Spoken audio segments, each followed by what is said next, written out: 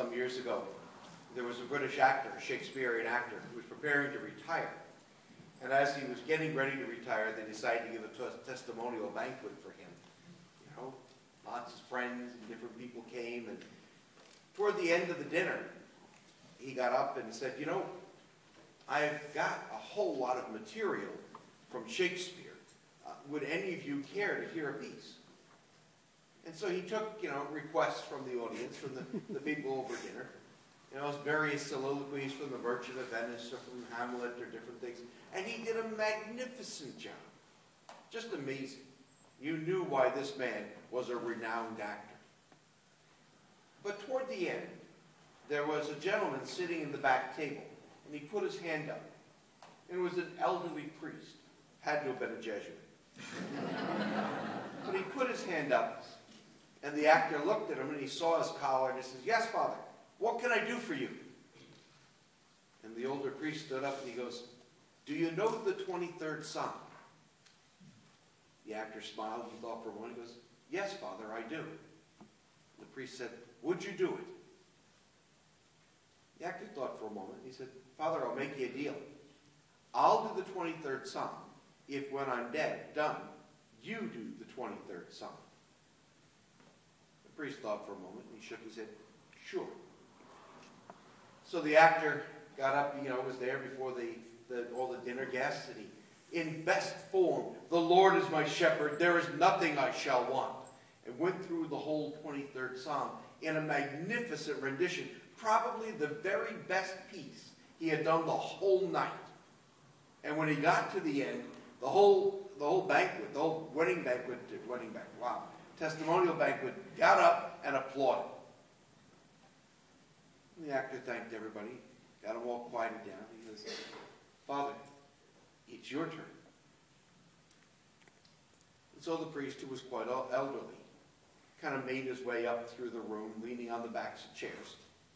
And when he got up to the front, he took the mic from the actor. Without looking out at the people, just simply looked down at the floor, and you could see he was kind of embarrassed and flushed. And very quietly he began, the Lord is my shepherd, and there is nothing I shall want. For he leads me, and he went through the whole psalm. Very simply, very quietly. And when he was done, there was no applause. There was nothing. In fact, you could hear a pin drop. And after a prolonged piece of silence, the actor came over, took the microphone, and he said, ladies and gentlemen, this evening you have seen the difference. I know the psalm. He knows the shepherd. This week, the priests of our diocese have been on retreat. And Bishop Wiesner from Canada, from Prince George Island, Canada, led us in a reflection on what we as priests and as presiders at liturgy and so forth need to do. And he kept on focusing in on knowing the Lord, that we need to be in intimate connection with the Lord. We need to know the God that we celebrate. But the point that he made was, it's not because you're ordained that you need to know the God that we celebrate, but because you're baptized. But the fact is, if you don't, nobody else will. I think it's an interesting thing, because I really like our God. You know, when you look around, this is good. You go through the Old Testament, what image does Yahweh put out for heaven? We heard it in the first reading. It's a banquet. I want to be there. You know, there are no calories and there's no cholesterol in heaven.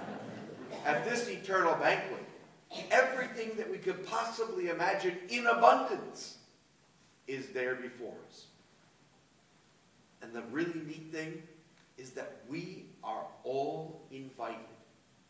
This God doesn't say, well, if you're this way, you can come, or if you're that way, you can come. He says, no, come. All the foreigners, all the people that were ever excluded belong there. Come. And then Jesus does the same thing in the gospel. When Jesus sends his servants out The invited people didn't show. Go get everybody else. All the other people, the robbers, the people laying by the street, go get them. Bring them in. All the people that everybody else thought shouldn't be here, I want them here. Now, go get them. I want to be in that number. I want to be a part of that. I want to be able to sit down with the Lord that I know. The Lord whom I've met. The Lord whom I've served. The Lord whom I've celebrated with. I want to sit down and forever celebrate with him. Today I did a baptism earlier today, and usually Deacon Bill does all the baptisms, so I got to sneak one in today, and it was fun. But the thing that struck me today as I was doing it is the exhortation or the question that we ask to parents. And those of you that are young parents or have recently baptized any of your kids, you might remember this.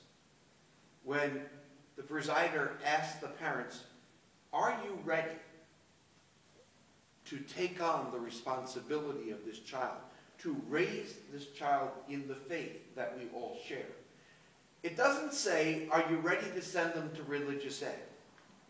It doesn't say, are you ready to send them to Catholic schools? It says, are you ready to teach them about the faith that we share? Are you ready to celebrate with them the power and the presence and the love of the eternal God? It doesn't say, are you going to make sure they listen to Father Roy and Deacon Bill's homilies? It doesn't say any of those things. It says, are you ready? And then the question goes to the godparents. And are you ready to help these parents? All the studies today, from the National Study of Youth and Religion and so many others, have said that basically by age 14, young people have decided that what their parents teach them at home is what they're going to live by. Now, it may sound odd on all those nights when you've kind of wondered what your teenager, what planet did they come from or something. But basically those things are set. And other people, religious educators and other people, may have an impact.